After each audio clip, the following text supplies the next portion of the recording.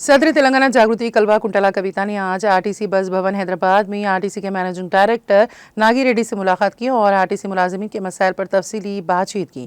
कल्वा कुंटला कविता ने बताया है कि साल 2021 से अब तक मामूली वजूहात की बिना पर तकरीबन 1300 ड्राइवर्स, कंडक्टर्स और दीगर मुलाजिमीन को बरतरफ किया गया है। उन्होंने हुकूमत और इंतजामिया से मुतालबा किया कि उन तमाम बरतरफ मुलाजिमीन को फ़ौरन उनके ओहदों पर बहाल किया जाए।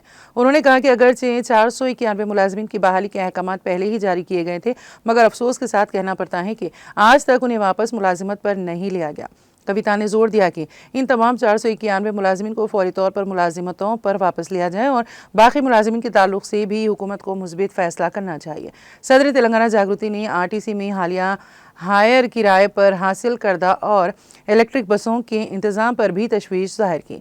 उन्होंने कहा कि इन बसों के ड्राइवर्स आरटीसी के मातहत नहीं होते, जो इससे नज़्म व ज़ब्त मुतासर होता है। कविता ने मुतालबा किया कि तमाम हायर और इलेक्ट्रिक बसें आरटीसी की तरबियत याफ्ता ड्राइवरों से ही चलाई जाएँ, क्योंकि अगर प्राइवेट ड्राइवरों की लापरवाही से कोई हादसा पेश आता है तो इसकी जिम्मेदारी तय नहीं होती।